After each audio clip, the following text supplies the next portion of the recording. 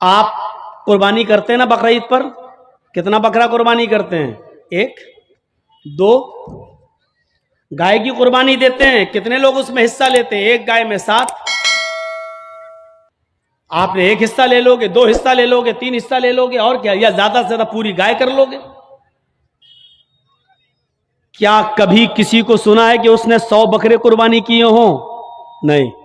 اللہ کے رسول صلی اللہ علیہ وسلم نے 100 اونٹ قربان کیے تھے بقرعید کے دن 10ویں ذی الحجہ کو۔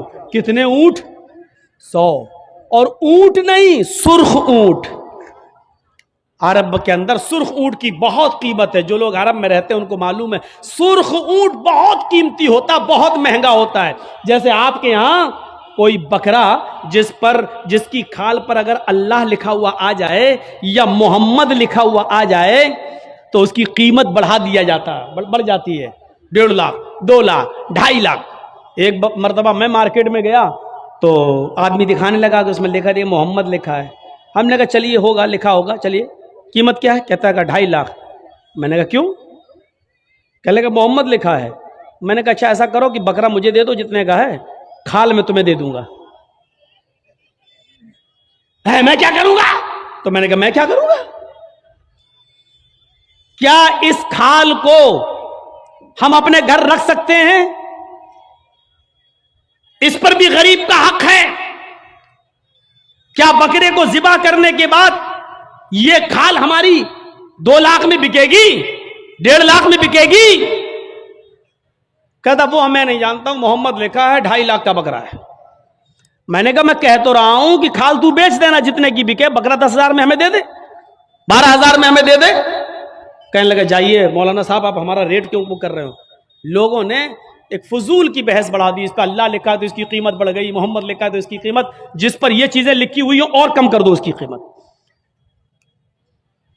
میرے بھائیوں کسی حدیث میں نہیں آیا ہے کہ جس بکرے پر اللہ لکھا ہو تو اس کو اتنے روپے میں خریدو، اور لکھا ہوتا نہیں ہے، وہ ہمیں اور آپ کو اس کا ایک نقش دکھائی دیتا ہے۔ بس یہ الف بال یہ لام پوری طریقے سے دیکھا جائے تو پورا لکھا ہوا بھی نہیں ہوگا، اس پر تشدید بنی ہوگی، پھر اس پہ کھڑا الف ہوگا، پھر آپ پوری طریقے سے اگر دیکھیں تو ملے گا بھی نہیں ایسا، لیکن محسوس ایسا کرائیں گے کہ دیکھیے یہ اللہ، حالانکہ دیکھا جائے تو یہ بھی اللہ ہی ہے۔ دیکھیے یہ بھی اللہ ہی ہے۔ الف، یہ الف ہو گیا نا، اور لام کیسا ہوتا ہے؟ یہ لام ہوا، پھر ایک اور لام ہوا، پھر یہ اس کے اوپر کا الف، اور یہ ہے، تو دیکھا جائے یہ کیا ہے؟ اللہ ہی ہے۔ اگر آپ اس پر روشنائی لگا دیں پورا، اور پھر اس کو آپ یہ داہنے ہاتھ کو اس طریقے سے دیوار پہ چھاپ دیں تو آپ دیکھیں گے عربی میں اللہ ہی لکھا ہوا نظر آئے گا، اللہ ہی لکھا ہوا نظر آئے گا۔ اب بتائیے جب اللہ لکھا ہوا نظر آئے گا تو ہم کیا مانیں؟ اب اس ہاتھ سے آدمی شراب بھی پی رہا ہے، اب اس ہاتھ سے آدمی جوا بھی کھیل رہا ہے، اس ہاتھ سے غلط چیزوں کو بھی پکڑ رہا ہے، تو ان چیزوں سے حیثیت نہیں بڑھ جاتی ہے؟ سادھوؤں کی طرح اللہ کے رسول کے پاس سب کچھ تھا لیکن کوئی چیز آپ نے اپنے اوپر خرچ نہیں کی۔ تاریخ بتاتی ہے 100 اونٹ ہمارے پاس اگر 2 جانور بھی آ جائیں قربانی کے لیے تو آج ہم 10ویں کو کرتے ہیں اور دوسرا بکرا 12ویں کو کریں گے۔ کیوں؟ میری بیٹی آئے گی، میری بہن آئے گی، میرے رشتہ دار آئیں گے، دوسرا بکرا ہم 12ویں تاریخ کو کریں گے اپنے رشتہ داروں کو دعوت دینے کے لیے۔ لیکن اللہ کے رسول نے 100 سرخ اونٹوں کی قربانی کی اور ایک ہی دن کی 10ویں تاریخ کو۔ میں یہ نہیں کہہ رہا ہوں 11 کو نہیں کر سکتے ہو، 12 کو نہیں کر سکتے ہو، 13 کو نہیں، میں منع نہیں کر رہا ہوں، جائز ہے۔ کل ایام التشریق ذبح، ایام تشریق کے سارے دن قربانی کے دن ہے، میں منع نہیں کر رہا ہوں، لیکن اللہ کے رسول نے 11ویں اور 12ویں کو اور 13ویں کو قربانی نہیں کی۔ آپ نے 100 اونٹ بھی ذبح کیے تو 10 کو کیے ہیں 100، اور گوشت سارا کا سارا تقسیم کر دیا۔ آپ نے اپنے پاس کچھ نہیں رکھا۔ جرجیت صاحب شادی سے پہلے کس پہ سوتے تھے؟ دری پر، چٹائی پر۔ جرجیت صاحب کی شادی ہو گئی، جہیز میں ڈبل بیڈ مل گیا، مسہری مل گئی، بستر مل گیا، شادی کے بعد ہماری سونے کی سٹائل بدل گئی، چلنے کی سٹائل بدل گئی۔ جرجیت صاحب سائیکل پہ چلتے تھے، اب بائک پہ چل رہے ہیں، بڑے آدمی ہیں، 4 ویلر بھی دے دی ہوگی ہو سکتا ہے سسرال والوں نے، اب 4 پہیے کی گاڑی پہ چل رہے ہیں۔ رہنے کی سٹائل بدل سکتی ہے، لیکن محمد رسول اللہ 25 سال کی عمر میں جب 40 سال کی ایک بوڑھی عورت خدیجہ سے نکاح کرتے ہیں، خدیجہ عرب کی بہت بڑی دولت مند اور رئیس خاتون تھیں، جب اللہ کے رسول کی شادی ان کے ساتھ ہوتی ہے تو خدیجہ اپنے ساتھ سارا مال بھی لے کے آتی ہیں، سارا خزانہ لے کے آتی ہیں، سارا بزنس لے کر آتی ہیں۔ اللہ کے نبی صلی اللہ علیہ وسلم شادی کے بعد بھی اسی چٹائی پر، اسی اکیرے بستر پہ سویا کرتے تھے جو شادی سے پہلے آپ سویا کرتے تھے۔ آپ تعجب کریں گے، ایک بار اللہ کے نبی صلی اللہ علیہ وسلم جس بستر پہ سو رہے تھے، حضرت عائشہ نے اس بستر پر لیٹ کر دیکھا جو کافی گڑ رہی تھی۔ فرمایا اللہ کے نبی کو یہ بستر کتنا گڑتا ہوگا، کتنا چپتا ہوگا۔ حضرت عائشہ نے اس بستر کو دوہرا کر دیا، دوہرا اکیرا تھا اس کو دوہرا کر دیا تاکہ تھوڑا سا نرم ہو جائے۔ اللہ کے نبی اس بستر پہ سو جاتے ہیں، تہجد کی نماز میں نہیں اٹھ پاتے ہیں۔ جب آنکھ کھلی تو فجر کا وقت تھا، فجر کی نماز پڑھانے کے بعد جب گھر پہ آتے ہیں تو پوچھتے ہیں عائشہ تم نے بستر پر ایسی کون سی چیز بچھا دی تھی؟ عائشہ تم نے بستر پر ایسا کیا بچھا دیا تھا؟ آج مجھے نیند آ گئی اور میں رات میں اللہ کی عبادت نہ کر سکا، تہجد کے اندر اٹھ نہیں سکا۔ فرمایا اے اللہ کے نبی بستر کے نیچے تو میں نے کچھ نہیں بچھایا، وہ بستر جو اکھیرا تھا اس کو میں نے دوہرا کر دیا۔ میں نے لیٹ کر دیکھا، آپ کو کیسے نیند آتی ہوگی، وہ تو کافی چبھ رہا تھا، کافی گڑ رہا تھا، میں نے اس کو دوہرا کر دیا۔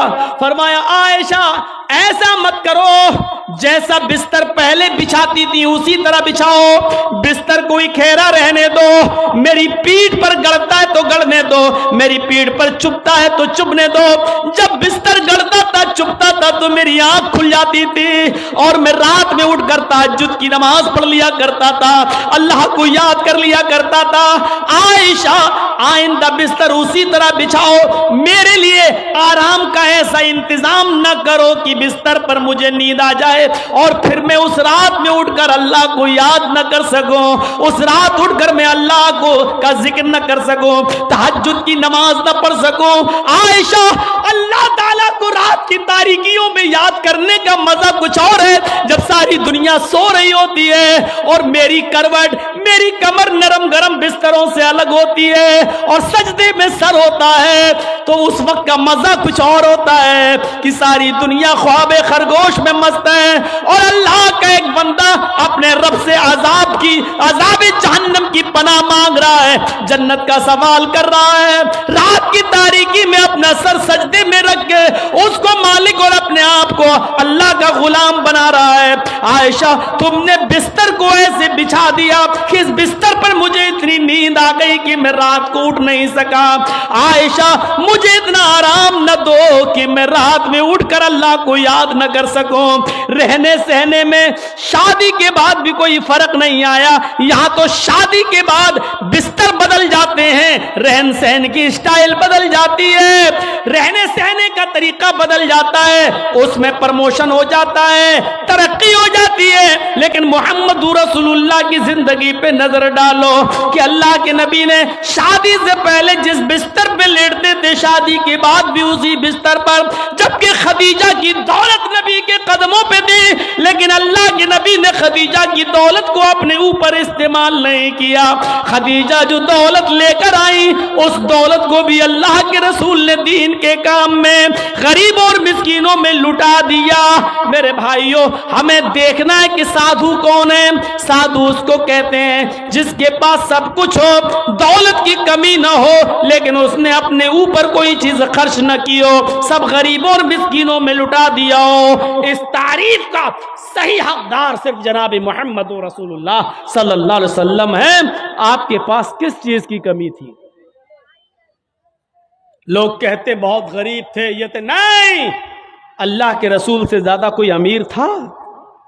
اللہ نے کہا تھا کہو تو اس پہاڑ کو ہم سونے کا بنا دیں، اور یہ احد پہاڑ جب سونے کا بن جائے تو جہاں آپ چلیں یہ پہاڑ بھی آپ کے ساتھ چلے۔ لیکن اللہ کے نبی نے اللہ تعالیٰ کے اس فرمان کو، اس گزارش، اللہ تعالیٰ کے اس حکم کو نافذ ہونے کے بعد منع کر دیا کہ نہیں نہیں، اے اللہ مجھے دنیا میں آرام نہیں، سونا نہیں چاہیے، چاندی نہیں چاہیے، بلکہ آپ نے فرمایا اللہم اجعلنی فی حیاتی مسکینا، اے اللہ دنیا میں مجھے جتنے دن زندہ رکھ، مسکین بنا کے زندہ رکھنا۔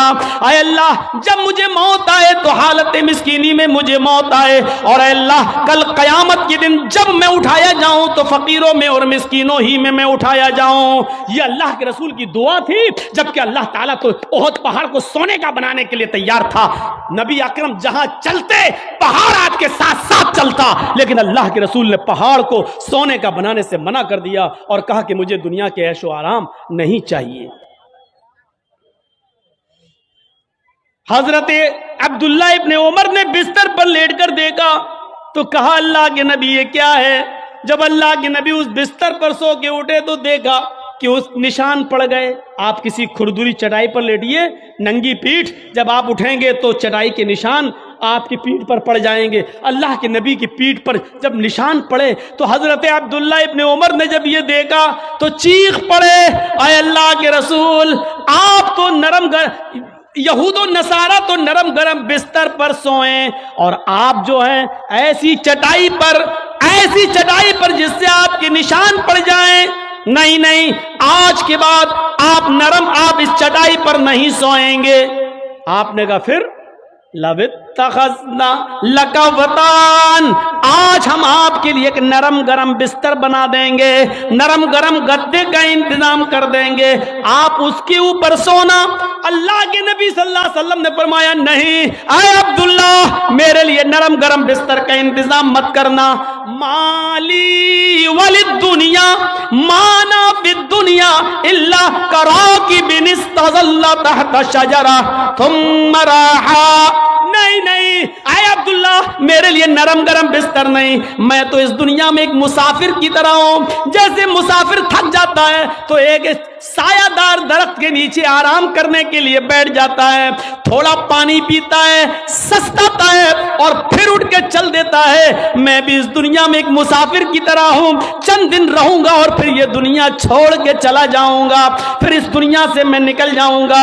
میں تو ایک مسافر کی طرح ہوں۔ نہیں، ایک حدیث میں آتا ہے آپ نے حضرت عمر کو سختی سے منع کیا تھا، میرے لیے نرم گرم بستر نہ بنانا، لہم فی الدنیا ولنا فی الاخرہ، یہ نرم گرم بستر ان یہود و نصارہ کے لیے دنیا میں ہے اور ہمارے لیے آخرت میں ہے، ہمارے لیے آخرت کے اندر بنائے، آخرت میں ہے، ہمارے لیے دنیا میں نہیں ہے، ہمارے لیے آخرت کے اندر بنائے گئے ہیں، اس لیے ہمیں دنیا کے عیش و آرام نہیں چاہیے۔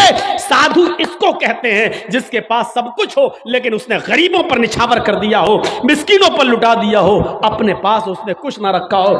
آسنا سادھوت منم، جو سادھوؤں کی طرح اپنی زندگی گزارے گا، اشٹرو گڑا، اور اس کے اندر 8 خوبیاں پائی جائیں گی۔ اب 8 خوبیاں بھی دیکھ لو کس کے اندر تھی۔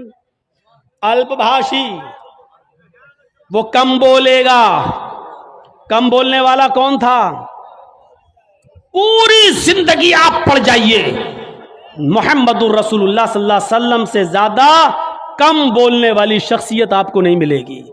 ضرورت کے وقت بولنا اور اتنا بولنا جتنی ضرورت ہے، اس سے زیادہ نہیں۔ یہ ہمارے اور آپ کے یہاں کا ماحول ہے، کوئی زیادہ بول رہا ہے، کوئی کم بول رہا ہے۔ اللہ کے رسول اتنا ہی بولا کرتے تھے جتنی ضرورت ہے۔ کبھی کبھی تو ایسا ہوتا تھا کہ پورا جواب بھی نہیں دیتے تھے۔ کم بولنے کا حال یہ تھا کہ ایک مرتبہ کچھ یہودی اللہ کے نبی کے پاس آئے۔ مسلم شریف کتاب السلام پڑھیے، چیپٹر، نبی اکرم کے گھر پہ آئے، دروازے کو دستک دی، اللہ کے رسول نے دروازہ کھولا، یہودیوں نے سلام کیا، در حقیقت وہ سلام نہیں تھا بلکہ اس سلام کے اندر چھپی ہوئی بددعا تھی۔ ان یہودیوں نے آتے ہی کہا السلام علیکم یا رسول اللہ، السلام علیکم۔ کیا کہا؟ السلام علیکم، لیکن کہا ایسے السلام علیکم یا رسول اللہ۔ اے اللہ کے رسول آپ پر موت ہو، السلام علیکم نہیں کہا انہوں نے، سلامتی ہو، بلکہ کیا کہا؟ السلام علیکم، موت ہو آپ پر، برباد ہو جائیں آپ۔ تو اللہ کے رسول صلی اللہ علیہ وسلم سمجھ گئے، آپ نے سن لیا، ان یہودیوں نے السلام علیکم نہیں کہا، بلکہ ان یہودیوں نے کیا کہا؟ السلام علیکم۔ تو اللہ کے رسول نے اتنا کم جواب دیا، مختصر، چونکہ آپ کم بولتے تھے، آپ نے اس کا بہت ہی شارٹ میں جواب دیا، وعلیکم۔ یہودی جھلملا گئے ہیں۔ یہودیوں نے کہا السلام علیکم، موت ہو آپ پر، آپ نے اس کے جواب میں صرف اتنا کہا وعلیکم، تم پر ہو، یعنی جو تم مجھ پر بھیج رہے ہو وہ تم پر ہو۔ حضرت عائشہ نے جب سنا تو انہوں نے اندر سے پردے کی اوٹ سے چیختے ہوئے کہا وعلیکم السلام یا یہود ولعنت اللہ، اے یہودیو، میرے شوہر پر تم موت بھیجتے ہو، تم پر موت ہو اور اللہ کی لعنت ہو۔ تو اللہ کے رسول نے حضرت عائشہ کو ڈانٹا تھا اور کہا تھا عائشہ یہ تم نے غلط کیا، عائشہ تمہیں ایسا نہیں کرنا تھا۔ حضرت عائشہ نے کہا اللہ کے رسول آپ نے سنا نہیں، آپ پر موت بھیج رہے ہیں وہ۔ اللہ کے نبی نے کہا عائشہ کیا تم نے سنا نہیں میں نے ان کو کیا جواب دیا؟ انہوں نے کہا السلام علیکم، میں نے کہہ دیا وعلیکم، جو انہوں نے مجھ پر بھیجا میں ان کو بھیج چکا ہوں، میں ان کو بول چکا ہوں، تم نے اپنی طرف سے زیادتی کی ہے، غلط کیا، جاؤ معافی مانگو تم۔ میرے پیارے ساتھیو، تصور کریں آپ اللہ کے نبی کتنا کم بولتے تھے۔ کم بولنے کو اپنی عادت بنائیے، ضرورت کے تحت بولیے، کیونکہ زبان سے ہی اکثر گناہ ہوتے ہیں۔ زیادہ زبان استعمال کرو گے پھسلے گی۔ اس لیے حضرت ابوبکر صدیق کبھی کبھی کان میں مسواک لگاتے تھے، یہ مسواک، نماز کا ٹائم ہوا مسواک کیا پھر کان میں لگا لیا۔ اس مسواک کو ایک بار اپنے داہنے ہاتھ میں پکڑے اور زبان کھینچ رہے تھے ایسے، اور مسواک زبان پہ مار رہے تھے ایسے۔ حضرت عمر نے کہا یہ کیا کر رہے ہو؟ کہا اس زبان کو سزا دے رہا ہوں۔ کہا کس بات کی؟ یہی زیادہ بولتی ہے، اس کو اوقات میں رکھ رہا ہوں، اس کو بتا رہا ہوں دیکھ اگر زیادہ بولنے کا کام تو نے کیا تو تیری پٹائی لگے گی اس مسواک سے۔ ایسا میں اس لیے کر رہا ہوں تاکہ زبان ہماری کنٹرول میں رہے، کیونکہ اکثر لوگ جہنم میں زبان کی وجہ سے جاتے ہیں۔ یہی وجہ تھی کہ اللہ کے نبی صلی اللہ علیہ وسلم نے جنت میں جانے والے لوگوں کی جب ایک لسٹ تیار کی تو ان نوجوانوں کو نہیں بھولا، فرمایا آئے نوجوانوں تم مجھے دو چیزوں کی ضمانت دو، تم مجھے دو چیزوں کی ضمانت دو، میں تمہیں جنت کی ضمانت دیتا ہوں۔ من یضمن لی، کون ہے جو مجھے دو چیزوں کی ضمانت دیتا ہے؟ تم مجھے دو چیزوں کی گارنٹی دو، میں تمہیں جنت کی گارنٹی دیتا ہوں۔ صحابہ نے پوچھا اللہ کے نبی وہ دو چیزیں کیا ہیں؟ آپ نے فرمایا الفم والفرج، ایک منہ، ایک زبان، اور دوسری شرمگاہ یعنی زناکاری۔ تم مجھے ان دو چیزوں کی ضمانت دے دو کہ میں زبان سے جو بھی بولوں گا سچ بولوں گا، کبھی جھوٹ نہیں بولوں گا، کبھی کسی کی غیبت نہیں کروں گا، کبھی کسی کی برائی نہیں کروں گا، کبھی کسی کی چغلی نہیں کروں گا، کبھی کسی کو تکلیف نہیں پہنچاؤں گا، اور دوسری اس بات کی گارنٹی دے دو کہ میں کسی کی ماں بہن بیٹی پر غلط نظر نہیں ڈالوں گا اور اس کو کبھی غلط نظر سے نہیں دیکھوں گا، زنا نہیں کروں گا۔ تم اپنی ان دو چیزوں کی ضمانت دے دو، جو مجھے ان دو چیزوں کی ضمانت دے گا میں اس کو جنت کی ضمانت دیتا ہوں، یعنی وہ میرے ساتھ جنت کے اندر جائے گا۔ زبان کی وجہ سے اکثر لوگ جہنم میں جاتے ہیں، اور دوسری شرمگاہ زناکاری کی وجہ سے جہنم کا شکار ہوتے ہیں لوگ۔ تو میرے پیارے ساتھیوں، اللہ کے رسول بہت کم بولا کرتے تھے اور کم بولنے کا حکم بھی دیا کرتے تھے کہ لوگوں ضرورت کے تحت بس بولو، زیادہ مت بولو۔ بہو بھاشتا، مستقبل کی باتیں بتائیں گے، اس میں کوئی شک نہیں کہ اللہ کے نبی نے بھوشیہ کی بہت سی باتیں بتائیں، مستقبل کی بہت سی باتیں بتائیں، قرب قیامت ایسا ہوگا، ایسا ہوگا، ایسا ہوگا، لیکن آپ نے اپنی طرف سے کچھ نہیں بتایا۔ ما ينطق عن الهوى ان هو الا وحی یوحى، میرے نبی اپنی طرف سے کچھ نہیں بولتے، وہ جو کچھ بھی بولتے ہیں اللہ رب العالمین کی طرف سے وحی کے آ جانے کے بعد۔ لیکن مستقبل کی باتیں بتائیں، یہ بات تھی کہ نہیں؟ دیکھیے اللہ کے نبی نے 1400 سال پہلے فیوچر کی یہ بات بتائی تھی جو آج حرف بحرف ثابت ہو رہی ہے. نساؤن کاسیاتن عاریاتن ممیلاتن ومائلات. ایک ایسا زمانہ آ جائے گا، ایک ایسا زمانہ آ جائے گا کہ تم دیکھو گے لوگوں کو، تم دیکھو گے عورتوں کو، تم دیکھو گے لیڈیز کو، تم دیکھو گے خواتین کو، تم عورتوں کو دیکھو گے کاسیات. دیکھنے میں تو وہ کپڑے پہنے ہوئے دکھائی دیں گی، بظاہر تو ان کے جسم پر کپڑا ہوگا. عاریات، لیکن حقیقت میں وہ برہنہ ہوں گی، حقیقت میں وہ ننگی ہوں گی. کپڑا تو پہنیں گی لیکن کپڑا پہننے کے باوجود وہ ننگی ہوں گی، وہ برہنہ ہوں گی. آج ان کے کپڑے دیکھ لو. چھوڑیے شادیوں کا حال، جلسے میں آنے والیوں کو دیکھ لو. عید اور بقرعید کے دن عورتوں کے پہناوے دیکھ لو، اور اپنی جوان بچیوں کو دیکھ لو جن کی عمر 10 سال سے بڑی ہے. یاد رکھیے گا 10 سال سے بڑی لڑکی کے اوپر پردہ فرض ہو جاتا ہے. 10 سال سے بڑی لڑکی کا پھر سر کا ایک بال بھی کسی غیر مرد کو نہیں دکھنا چاہیے. ہماری نظروں میں بہت معمولی بات ہے، چھوٹی ہے. اللہ کے رسول نے فرمایا تھا جب تمہارا بیٹا 7 سال کا ہو تو اس کو نماز کا حکم دو، اور 10 سال کا ہو تو نماز کے لیے زبردستی کرو، نہ پڑھے تو اس کو مارو پیٹو. 10 سال کے بعد قرآن و حدیث کے سارے احکام نافذ ہو جاتے ہیں.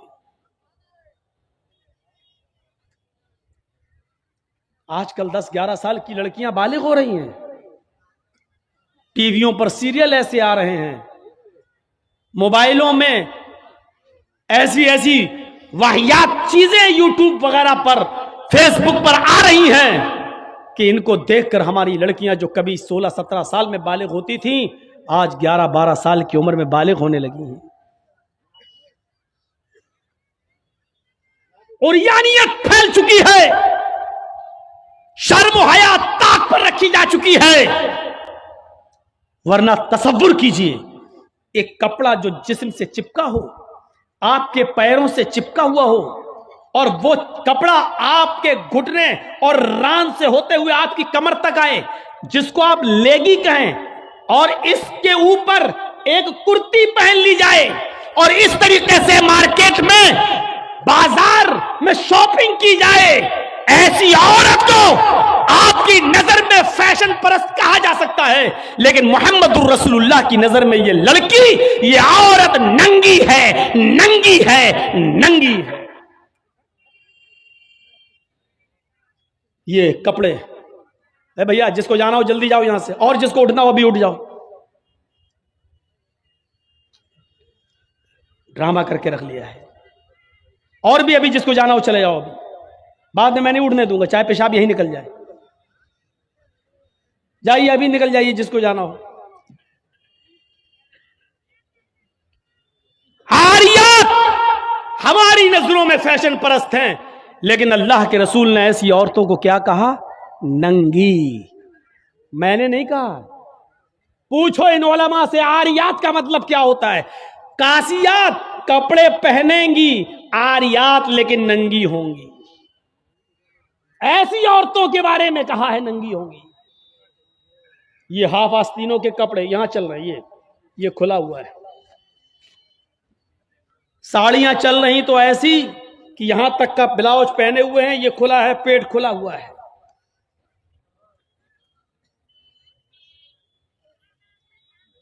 اور جو چند برقعے اب چل بھی رہے ہیں بہار بنگال میں، پہلے تو چلتے نہیں تھے، تو اب برقعوں میں بھی ڈیزائن چلنے لگی ہے. کڑے ہوئے برقعے، ڈیزائن دار برقعے. اب ایک بات بتائیے، برقعے کو آپ ایک تو ڈیزائن دار بنا رہے ہیں، اور دوسرا جب عورت یا لڑکی جب برقع اوڑھتی ہے تو سینے پر پھول بنا دیے آپ. یہ بتائیے یہاں پھول بنانے کی کیا ضرورت تھی؟ جب وہ پہنتی ہے تو پھول سینے پر، اور وہ لڑکی نے یہ برقع خریدا کیوں؟ اس کا مطلب کیا ہے کہ وہ بھی اس لیے خرید رہی ہے تاکہ میرے پھولوں پر نظر. یہ سننا پڑے گا تمہیں نہیں، تمہارے باپ کو بھی سننا پڑے گا. جب تک میں اس کرسی پر ہوں، یہ اتھارٹی، یہ پاور مجھے اسلام نے دیا ہے، سننا پڑے گا. کیوں خریدا ہے اس نے یہ برقع؟ یو پی سائڈ میں آ جاؤ، لکھنؤ کے برقعے دیکھ لو، بمبئی کے دیکھ لو، حیدرآبادی برقعے دیکھ لو. قسم خدا کی اب برقعے نہیں رہ گئے ہیں. اب 60 سال کی بڈھی بھی اوڑھ لے تو ایسا لگتا ہے جیسے وہ 18 سال کی لڑکی جا رہی ہے. یہ برقعے ایک بار سچا واقعہ ہے. 60 65 70 سال کی بڑھیا ایسا ہی برقع اوڑھ کے چہرہ چھپا کے جا رہی تھی دھیرے دھیرے. بھائی بڈھی تھی، وہ دھیرے دھیرے چل رہی تھی، تو ایک لڑکا اس کا پیچھا کرنے لگا. 20-22 سال کا لڑکا اس بڈھی کا پیچھا کرنے لگا، کیونکہ جو سوچنے لگا برقع اتنا خوبصورت ہے تو برقعے کے اندر کتنا خوبصورت مال ہوگا، برقعے والی کیسی ہوگی. اس کا پیچھا کرنے لگا. بڑھیا دھیرے دھیرے چل رہی، لڑکا سمجھ رہا مجھے لفٹ دے رہی، میری وجہ سے دھیرے دھیرے چل رہی، جبکہ وہ اپنی کمزوری کی وجہ سے دھیرے دھیرے چل رہی. بڑھیا سمجھ گئی کہ لڑکا میرا پیچھا کر رہا ہے، تو تھوڑی دور چلنے کے بعد اس نے اپنا نقاب کھولا اور اپنی تتلاتی زبان میں بولی، بیٹا. لڑکے کا تو موڈ خراب ہو گیا، کمبخت میرا تو معاملہ ہی گڑبڑ ہو گیا. بیٹا تو میرا پیچھا کیوں کر رہا ہے؟ میں تو تیری اماں کی عمر کی ہوں. لڑکے کو بھی غصہ آ گیا، کہتی بات میں اپنے لیے نہیں اپنے ابا کے لیے ڈھونڈ رہا ہوں. اب 60 65 70 سال کی بوڑھیوں کو ایسے خوبصورت برقعے پہننے کی کیا ضرورت؟ برقعوں کا مقصد جو کبھی تھا پردہ، لیکن آج ان کا مقصد بھی وہ نہیں رہ گیا. اللہ کے نبی کے زمانے میں ایک صحابی اللہ کے نبی کے پاس آتی ہیں، مسند احمد کی صحیح روایت، جن کی چادر کپڑے سے نیچے، ٹخنے سے نیچے، چپل سے نیچے زمین کی مٹی اڑاتی ہوئی آتی اور کہتی اللہ کے رسول میں اس چادر کو اوڑھ کر نماز پڑھنے جاتی ہوں. آپ نے کہا چادر اتنی نیچی ہونی چاہیے. اس نے کہا اللہ کے نبی کبھی کبھی زمین پر پیشاب و پائخانہ پڑا ہوتا ہے، گندگی پڑی ہوتی ہے، تو کیا میں تھوڑی سی اوپر کر کے پائخانہ گندگی کو کراس کر کے آگے نکل جاؤں؟ آپ نے کہا نہیں، دائیں سے نکل جا، بائیں سے نکل جا. کہنے لگی دائیں بھی مرد بیٹھے ہوتے ہیں، بائیں بھی مرد بیٹھے ہوتے ہیں، مجھے اسی گندگی کے اوپر سے نکلنا ہے. اے اللہ کے رسول اجازت دے دیجئے، میں تھوڑا سا اوپر کر لوں اور نکل جاؤں، اس کے بعد نیچے کر لوں گا. جب گندگی کو کراس کر لوں گی تو چادر میں نیچے کر لوں گی. اللہ کے نبی کہتے ہیں اگر مرد دائیں بیٹھے ہیں بائیں بیٹھے ہیں تو تو اسی گندگی کے اوپر سے نکل جا. کہنے لگی اللہ کے رسول وہ گندگی میری چادر میں لگ جائے گی، آپ مجھے اوپر اٹھانے کی اجازت نہیں دے رہے ہیں، ٹخنے سے اوپر، چپل سے اوپر چادر اٹھانے کی اجازت کیوں نہیں دے دیتے ہیں؟ آپ نے کہا نہیں، چادر اٹھانے کی اجازت، چپل سے بھی اوپر چادر اٹھانے کی اجازت نہیں دوں گا. کہا اللہ کے رسول پھر اس چادر میں پیشاب و پائخانہ لگ جائے گا. آپ نے کہا لگ جانے دے. کہنے لگی اے اللہ کے رسول اسی چادر کو تو اوڑھ کر میں نماز پڑھتی ہوں مسجد میں. جب اوپر عورتوں کا الگ انتظام ہوتا ہے یا پردے میں عورتوں کا انتظام ہوتا ہے تو میں اسی چادر کو اوڑھے اوڑھے نماز پڑھتی ہوں. آپ نے کہا اسی چادر کو اوڑھ کر نماز پڑھ لے. کہنے لگی اس میں پیشاب و پائخانہ لگ جائے گا، کیا اسی اور چادر کو اوڑھ کر نماز پڑھ لوں؟ آپ نے فرمایا ہاں اے عورت، جب پیشاب و پائخانہ تیری چادر میں لگے گا، جب تو آگے بڑھے گی تو تیری چادر زمین پر پڑی ہوئی مٹی سے رگڑ کھائے گی، کیونکہ تیری چادر نیچے ہے. جب پیشاب و پائخانہ اس میں بھر جائے گا، جب تو آگے بڑھے گی تو زمین پر پڑی ہوئی مٹی پر تیری چادر رگڑ کھائے گی، اور زمین پر پڑی ہوئی مٹی سے رگڑنے کی وجہ سے زمین کی پاک مٹی تیری چادر کو پاک کر دے گی. لیکن تجھے چادر اٹھانے کی اجازت نہیں, اسی چادر میں تو نماز پڑھ لے. گندگی لگتی ہے تو لگ جانے دے, آگے بڑھے گی تو زمین پر پڑی ہوئی پاک مٹی تیری چادر کو پاک کر دے گی. میرے بھائیوں, پیشاب و پائخانہ دیکھ کر بھی اللہ کے رسول نے عورت کو چادر اٹھانے کی اجازت نہیں دی. میری بہنوں, تمہارے دل کیسے گوارا کر لیتے ہیں.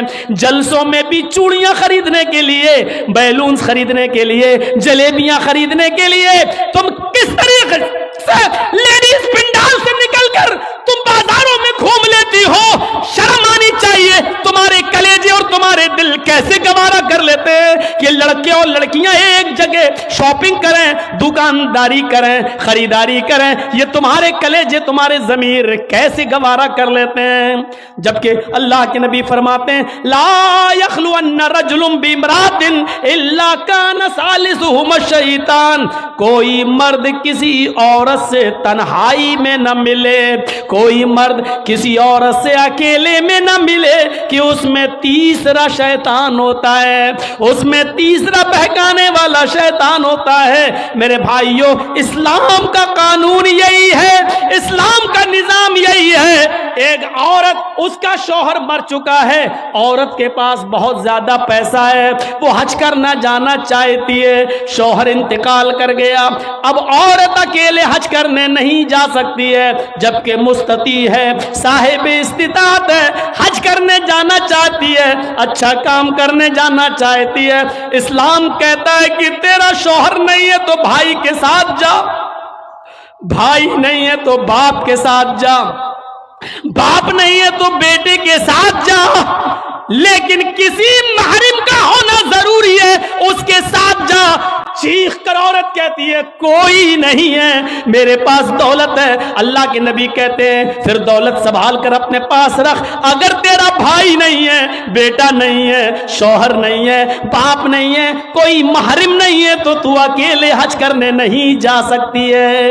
نہیں, اے اللہ کے نبی, میرا پڑوس میں بڑا اچھا نیک حاجی نمازی نیک آدمی رہتا ہے, میں اس کو بھائی بنا لیتی ہوں, چلی جاؤں. فرمایا نہیں نہیں, منہ بولے بھائی کو بھائی بنا کر اس کے ساتھ تم حج کرنے نہیں جا سکتی ہو, اس لیے کہ اپنے منہ سے کسی کو بھائی بولنے سے وہ تمہارا سگا بھائی نہیں ہو جائے گا, اپنے منہ سے کسی کو بیٹا بول دینے سے وہ بیٹا نہیں ہو جائے گا. تم کسی کو بیٹا بول دو, بھائی بول دو, جو چاہو بول دو, لیکن اسلام یہ کہتا ہے کہ اس کے ساتھ بھی عورت کو اجازت نہیں ہے کہ وہ حج کرنے جائے. اگر کوئی نہیں ہے تو مت جاؤ, لیکن اسلام اس بات کی اجازت نہیں دیتا ہے کہ تم اکیلے جاؤ یا کسی کو بہن, کسی کو بھائی یا بیٹا بنا کر جاؤ, اس بات کی اجازت نہیں دیتا. اسلام ایک عبادت میں, حج جیسی عبادت میں بھی عورت کو کسی غیر مرد کو منہ بولے بھائی اور منہ بولے بیٹے کے ساتھ بھی جانے کی اجازت نہیں دیتا. تو میرے بھائیوں, جب خانہ کعبہ میں جانے کی اجازت نہیں دیتا ہے, صفا مروہ کی سعی کی اجازت نہیں دیتا ہے, اتنی خوبصورت عبادت کی اجازت نہیں دیتا ہے, تو بازاروں میں اکیلے گھوم کر شاپنگ کرنے کی اجازت کیسے دے گا؟ پھر بازار کے اندر عورت کو اکیلے جانے کی اجازت کیسے دے گا؟ اتنی خوبصورت عبادت کرنے کی اجازت نہیں دیتا ہے, اتنی خوبصورت عبادت کرنے کی اجازت نہیں دیتا ہے. تو میرے بھائیوں, پھر عورت کو بازاروں میں گھومنے کی اجازت کیسے دے گا؟ پھر بازار میں گھومنے اور بازار میں سیر و تفریح کی اجازت کیسے دے گا؟ ہماری ماں بہنوں کو اس بات کو سوچنا چاہیے, غور کرنا چاہیے, سنجیدگی سے اس کو لینا چاہیے. ایک زمانہ تھا, حضرت فاطمہ کہہ رہی ہیں اے علی, میں اتنی بیمار ہوں, اتنی بیمار ہوں, لگتا نہیں کہ اس بیماری میں بچ پاؤں گی. اے علی, اگر مجھے کچھ ہو جائے, اگر میرا انتقال ہو جائے, اے علی, تو مجھے دن کے اجالے میں دفنانے مت لے جانا, رات کی تاریکی میں عشاء کی نماز کے بعد مجھے قبرستان میں دفن کرنا. حضرت علی نے کہا اے فاطمہ, ایسا کیوں کہہ رہی ہو؟ اگر تمہارا انتقال صبح فجر کے بعد ہو کو کیا عشاء تک ہم تمہارے جنازے کو رکھیں گے, مٹی کو رکھیں گے؟ تمہارے باپ کا, تمہارے ابو کا فرمان ہے کہ میت کو جلدی قبرستان لے جاؤ, پھر میں لیٹ کیسے کروں؟ فرماتی ہیں اے علی, اے میرے پیارے شوہر, مجھے رات میں ہی لے جانا, میری بات کو گرا باندھو, میری بات کو مضبوطی سے پکڑ لو, میری وصیت کو یاد رکھنا, چاہے میرا انتقال کبھی بھی ہو لیکن مجھے عشاء کے بعد دفنانا, مجھے دن کے اجالے میں قبرستان نہ لے جانا. اے علی, میں نہیں چاہتی ہوں کہ میرے مردہ جسم پر پڑے ہوئے کفن پر بھی کسی غیر مرد کی نظر پڑے, میں اپنے کفن پر بھی کسی غیر مرد کی نظر نہیں پڑنے دینا چاہتی ہوں. اے علی, مجھے رات میں لے جانا, دن کے اجالے میں نہیں. میں نہیں چاہتی کہ میرے کفن پر بھی کسی غیر مرد کی نظر پڑے. میرے بھائیوں, انتقال کے بعد نکاح جائز نہیں ہے, انتقال کے بعد شادی نہیں ہوتی ہے, لیکن انتقال کے بعد بھی اپنے جسم کو تو چھوڑو, اپنے کفن کو بھی کسی غیر مرد کو دیکھنے کی اجازت نہیں دے رہی ہیں.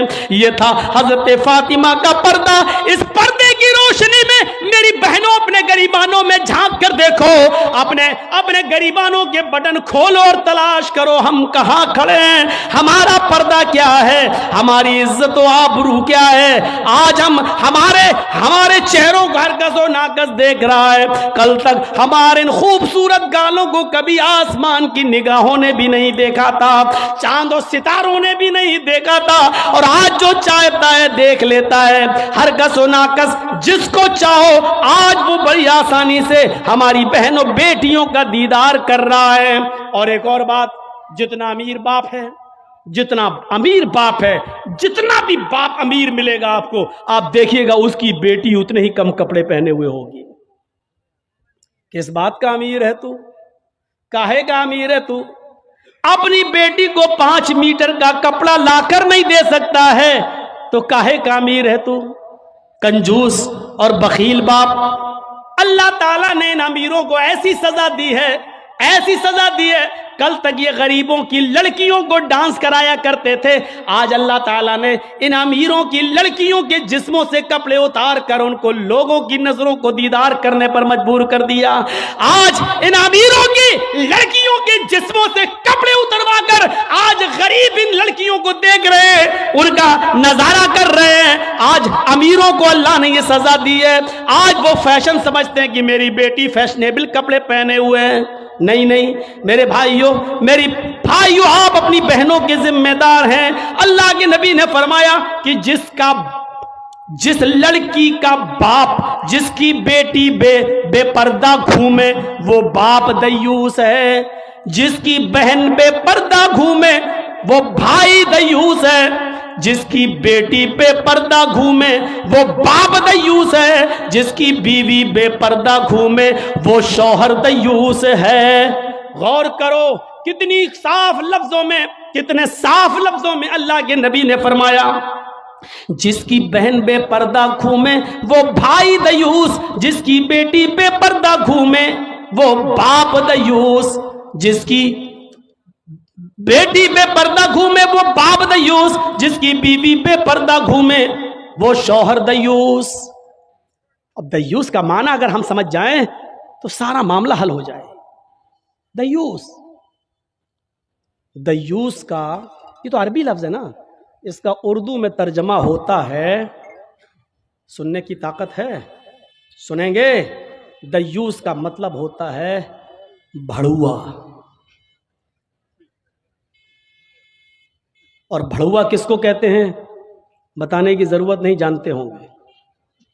بھڑوا کہتے ہیں اس کو جس نے اپنی بہن, بیٹی یا بیوی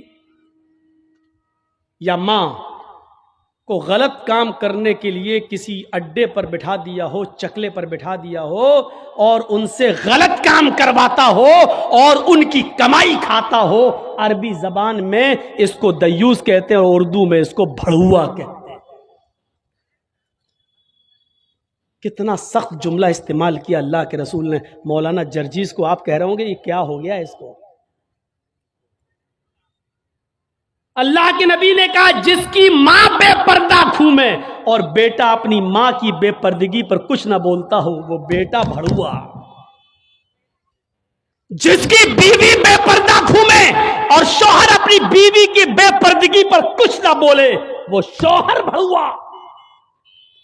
جس کی بہن بے پردہ گھومے اور وہ بھائی اپنی بہن کی بے پردگی پر خاموش رہے وہ بھائی بھڑوا. اور جس کی بیٹی بے پردہ گھومے اور باپ اپنی بیٹی کی بے پردگی پر خاموش رہے وہ باپ بھڑوا. دیوس کہہ دو مولانا چلے گا، بھڑوا مت کہو، اچھا نہیں لگ رہا ہے. ہم کب کہہ رہے ہیں کہ اچھا لگ رہا ہے؟ ہم کو اچھا لگانا کب ہے؟ جب اچھا ہی لگنے لگے تو فائدہ کیا ہے؟ انجیکشن ایسے لگاؤ درد نہ ہو. با صاحب ایسا ہو سکتا ہے کہ انجیکشن لگے اور درد نہ ہو؟ انجیکشن بھی لگوانا چاہتے ہو اور درد بھی نہیں چاہتے ہو، تب تو ہومیوپیتھک دوا لے لو، میٹھی گولیاں کھا لو جو مرنے کے بعد فائدہ کرتی ہے.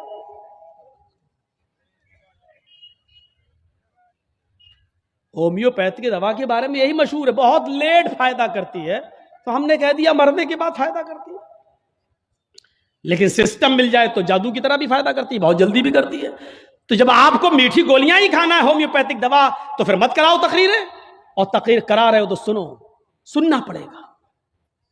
کتنے لوگ ہیں آج جو اپنی بیوی کی بے پردگی پر سوال اٹھاتے ہیں؟ کتنے ایسے ہیں جن کی بیٹیاں آج بے پردہ گھومتی ہیں اور وہ باپ اپنی بیٹیوں کو ڈانٹتے ہیں؟ اگر ماں باپ اپنی بیٹیوں کو صحیح سے ذمہ داری نبھانے لگیں تو آج ایک بھی لڑکی کے پاس اینڈرائڈ موبائل نہ ہو. ہماری 18-20 سال کی لڑکی جس کی شادی نہیں ہوئی گھر پہ رہتی ہے، اس کے ہاتھ میں اینڈرائڈ موبائل چیخ چیخ کے بتا رہا ہے کہ باپ کی تربیت میں کمی ہے، باپ اپنی بیٹی پر پورا کا پورا حکمراں نہیں ہے، حاکم نہیں ہے. یا یہ کہہ رہا ہے بیٹی کے ہاتھ میں وہ اینڈرائڈ موبائل چیخ چیخ کے کہہ رہا ہے یہ باپ نہ کہہ رہا ہے، بیٹی کے آگے باپ کی نہیں چل رہی ہے، باپ مجبور ہو چکا ہے. میرے بھائیوں اگر باپ مجبور نہ ہوتا تو بیٹی کے ہاتھ میں اینڈرائڈ موبائل نہیں ہوتا. کیا ضرورت ہے بیٹی کے ہاتھ میں دینے کی؟ وہ تو گھر میں رہتی ہے، کیوں چلائے گی صاحب؟ آپ کی بیٹی 18-20 سال کی کیوں فیس بک چلائے گی؟ کیوں واٹس ایپ چلائے گی؟ کیوں میسنجر چلائے گی؟ اور آپ کیسے اپنی بیٹی کو فیس بک اور میسنجر اور واٹس ایپ چلانے کے لیے ڈھیل دے سکتے ہیں؟ کیسے؟ آپ کا یہ دل کیسے گوارا کر لیتا ہے؟ آپ ذمہ دار ہیں. ہماری یہ بیٹیاں کل بچوں کی مائیں بنیں گی، شادی کے بعد ان کو اپنے بچوں کی تربیت کرنا ہے. ماں کے قدموں کے نیچے جنت بتائی گئی ہے، حالانکہ یہ کوئی حدیث نہیں ہے، ایک مقولہ ہے. لیکن بچے اپنے ماں کے قدموں کے نیچے جنت کیسے ڈھونڈیں؟ یہ آج کل کی ماں کے قدموں کے نیچے جنت ہے؟ جس کو خود نہیں معلوم کہ قدم میرے کہاں ہیں، اس کے قدموں کے نیچے بچے جنت ڈھونڈیں گے؟ ہمیں سوچنا ہے، ہمیں اپنی بیٹیوں کی تربیت کرنا ہے. امام احمد ابن حنبل اپنی مسند کے اندر ایک واقعہ نقل کرتے ہیں کہ ایک صحابیہ تھی، ان کے گھر میں ایک بچہ پیدا ہوا. ایک صحابیہ تھی، ان کے گھر میں ایک بچہ پیدا ہوا. جب بچہ پیشاب کرتا تھا تو پانی کا لوٹا اس بچے کی شرمگاہ پہ ڈال دیتی تھی. جیسی بچے نے پیشاب کیا وہ پانی لاتی اور شرمگاہ پہ ڈال دیتی. وہ صحابیہ کہتی ہیں میرا بیٹا جب چلنے کے لائق ہوا، پہلا دن تھا اس کا چلنے کا، پہلا دن تھا میرے بیٹے کے چلنے کا، پہلا دن تھا میرا بیٹا کھڑے ہو گیا. جب چلا، میرے بیٹے کو جب پیشاب کی ضرورت محسوس ہوئی تو اس نے پانی کا برتن دیکھنا شروع کر دیا. ماں کہتی ہے کہ میں دیکھ رہی تھی اپنے بیٹے کو، جب بھی وہ پیشاب کرتا تھا تو میں پانی اس کی شرمگاہ پہ ڈال دیتی تھی. آج دیکھتی ہوں میرا بیٹا چل رہا ہے، دیکھتی ہوں یہ کیا کرتا ہے. جب بیٹا پہلا دن چلنے کے لائق ہوا، پہلا دن تھا، تو بیٹے نے پانی کا پیالہ اٹھایا اور دونوں ہاتھ سے پکڑ کر دھیرے دھیرے چلا اور ایک کونے کونے میں جا کر بیٹھ گیا, پیشاب کیا, اور پیشاب کرنے کے بعد وہ پانی کا پیالہ اپنی شرمگاہ پہ ڈالنے لگا. اس کو استنجا کرنا نہیں آتا تھا, اس کو دھونے کا تمیز بھی نہیں معلوم تھا, اس کو پتہ ہی نہیں, لیکن وہ ویسا ہی کر رہا ہے جیسی اس کی ماں نے اس کو بتایا, جیسے اس کی ماں اس کے ساتھ کر دیتی تھی. وہ پانی کا پیالہ اٹھا کر اپنی شرمگاہ پہ ڈال لیا اور خالی پیالہ لے کر اپنی ماں کے پاس آ گیا. ماں کی آنکھوں میں آنسو آ گئے, آسمان پر نظر ڈال کر کہتی ہے فزت برب الکعبہ, کعبے کے رب کی قسم میں کامیاب ہو گئی, اللہ کی قسم میں کامیاب ہو گئی. اپنے بچے کو جو سکھانا چاہتی تھی میرے بچے نے وہ سیکھ لیا, میں اپنے بچے کو جو تربیت دینا چاہتی تھی میرے بچے نے وہ تربیت حاصل کر لی. مجھے امید ہے کہ میرا بچہ کبھی ناپاک نہیں رہے گا, میرا بچہ جب بھی پیشاب کرے گا تو پانی ضرور لے جائے گا اور استنجا کرے گا. اس زمانے کی مائیں اپنے بچوں کو بچپن سے یہ عادتیں ڈلواتی تھی, اور آج کل کی ماں دیکھ لو اپنے بچے کا انڈر ویئر نیکر اتار کر کہتی بیٹا یہاں کھڑے ہو کے پیشاب کر لے. یہ مائیں اپنے بچوں کو کیا تربیت دیں گی, جبکہ نیپولین نے کہا تھا کہ مدرس lab is first college for children, ماں کی گود یہ بچے کا پہلا مدرسہ ہوتی ہے, پہلی یونیورسٹی ماں کی گود ہے. جو بچہ اپنی ماں کی گود سے تربیت حاصل کر کے نہیں نکلا وہ کسی یونیورسٹی سے تربیت حاصل نہیں کر سکتا ہے. آج بھی دیکھ لو کشن گنج میں بھی یونیورسٹیاں ہوں گی, کشن گنج میں بھی کالج ہوں گے, اس کالج سے B A, M A, P H D, M B B S اور ایم ڈی کی ڈگری لے کر نکلنے والے بچوں کی تعداد بھی بہت ہوگی, لیکن انہی بچوں کو دیکھیے کھڑے ہو کر سڑک کے کنارے پینٹ کی چین کھول کر دھار مار رہے ہوں گے, پیشاب کر رہے ہوں گے. یہ ان یونیورسٹیوں کے فارغین اسٹوڈنٹ ہیں جو فارغ ہو کر نکلے, جن کو ایم ڈی کرنے کے بعد, ایم بی بی ایس کرنے کے بعد بھی پیشاب کرنے کی عقل نہیں آئی ہے. ان سے تو بہتر وہ کتا ہے جو کم سے کم پیشاب کرتا ہے تو ایک ٹانگ تو اٹھا لیتا ہے تاکہ اس کے اوپر چھینٹے نہ آئیں. انہوں نے یونیورسٹی سے پڑھنے کے بعد بھی یہ کتے سے بھی بدتر بن کر نکلے ہیں. وہ یونیورسٹی ان کو انسان نہیں بنا سکی, وہ کالج ان کو انسان نہیں بنا سکے, وہ اسکول ان کو انسان نہیں بنا سکے. M D P H D کرنے کے بعد بھی آج کتوں سے بری طرح پیشاب کرتے ہوئے نظر آئیں گے. کہہ لینے دیجئے مجھے کتا گدھا جو کچھ بھی بولتا ہوں میں سب, آج مجھے اجازت دیجئے. میرے بھائیوں کہو کہ جانوروں کی اجازت مت بولو, ہم لوگ انسان ہیں, قرآن نے بھی جانوروں کی مثالیں دی ہیں. اولئک کالانعام بل ہم اضل, یہ چوپایوں کی طرح ہیں بلکہ ان سے بھی زیادہ گئے گزرے. قرآن نے کہا ہے یہ چوپایوں کی طرح ہے بلکہ ان سے بھی زیادہ گئے گزرے, ان سے بھی زیادہ گئے گزرے. جب قرآن نے مثال دی ہے تو ہم کیوں نہیں مثال دے سکتے ہیں؟ اپنے بارے میں سوچو. عبد القادر جیلانی بغدادی رحمت اللہ علیہ کی تاریخ کون نہیں جانتا, جن کو آج لوگ بڑے پیر صاحب کے نام سے بھی جانتے ہیں, جن کے نام پر 11ویں کی بریانی کی ڈیگ بھی بناتے ہیں. وہ عبد القادر جیلانی جب 12 سال کے تھے ان کی ماں نے ان کو ایک قافلے کے ساتھ بھیجا تھا, کہا بیٹے حالات کتنے بھی سخت ہوں لیکن جھوٹ کبھی مت بولنا. اور جب چوروں نے اور ڈاکوؤں نے جب اس قافلے کو لوٹا تو اس بچے سے پوچھا عبد القادر سے, تیرے پاس بھی کچھ ہے؟ اس نے کہا ہاں ہے. کہا کیا ہے؟ 40 اشرفی. کہاں ہیں؟ میرے کرتے کے استر میں. استر کو پھاڑ کے دیکھا تو 40 اشرفی ملی. پوچھا بیٹا یہ تو ایسی جگہ چھپی ہوئی تھی کسی کو پتا نہیں, تو نے کیوں بتا دیا؟ لڑکے نے جواب دیا میری ماں نے مجھے چلتے وقت نصیحت کی تھی کہ بیٹا حالات کتنے بھی خراب ہو لیکن کبھی جھوٹ مت بولنا. میں نے اپنی بات, ماں کی بات مانی ہے. چوروں کا, ڈکیتوں کا, ڈاکوؤں کا اثر ختم ہوتا ہے اور رونے لگتے ہیں اور کہتے ہیں یہ بچہ اپنی ماں کی اتنی بات مانتا ہے کہ ایسے موڑ پر بھی اس نے اپنی ماں کی نافرمانی نہیں کی, ہم تو اپنے رب کی نافرمانی کر رہے ہیں. سارا سامان جو لوٹا تھا سب کو واپس کر دیا اور سارے کے سارے چوروں نے, ڈاکوؤں نے توبہ کر لی. میرے پیارے ساتھیوں, ایک بچہ جب اپنی ماں کا فرما بردار بنتا ہے اور ماں کی بات مانتا ہے تو ماں کی دعا تمام ڈکیتوں کو توبہ کرنے پر مجبور کر دیتی ہے. میرے پیارے ساتھیوں, یہ ماں کی تربیت تھی جس نے عبد القادر جیلانی کو ایک بزرگ کے روپ میں پیدا کیا ہے, ایک بزرگ کے روپ میں دیکھا ہے. یہ ماں کی تربیت تھی. اور ایک اس ماں کی تربیت پر نظر ڈالو کہ جب سلطان ڈاکو کو پھانسی ہوئی, جب سلطان ڈاکو کو پھانسی کے تختے پر لٹکایا گیا تو اس سے پوچھا گیا تمہاری آخری تمنا کیا ہے؟ اس نے کہا میری آخری تمنا یہ ہے کہ میری پھانسی میری ماں کے سامنے مجھے دی جائے۔ اس کی ماں کو بلایا گیا، کہا تیرا بیٹا تیرے آنکھوں کے سامنے مرنا چاہتا ہے۔ سلطان ڈاکو کی ماں کی آنکھوں میں آنسو آ گئے۔ پولیس والوں نے پوچھا آخر ماں کے سامنے تم کیوں مرنا چاہتے ہو؟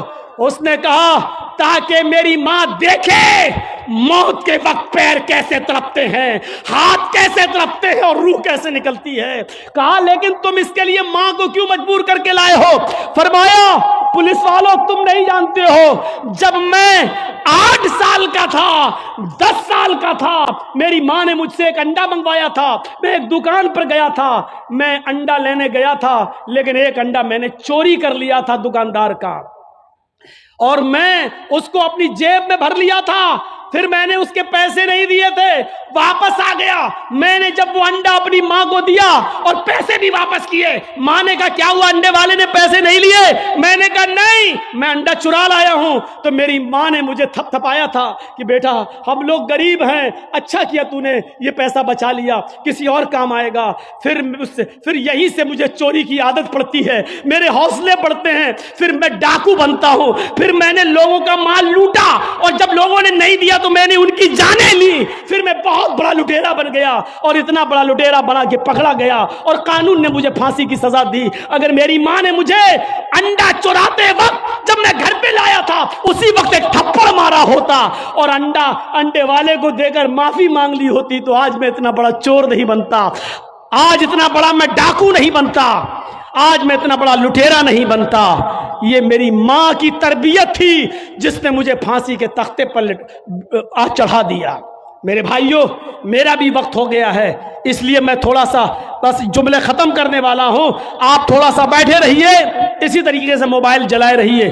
تو میرے بھائیوں ماں کی تربیت ہی کچھ ہوا کرتی ہے۔ ماں چاہے تو اپنے بچے کو ڈاکو بنا دے، ماں چاہے تو اپنے بچے کو عبد القادر جیلانی بغدادی کی طرح بزرگ بنا دے، یہ ماں کی تربیت ہوتی ہے۔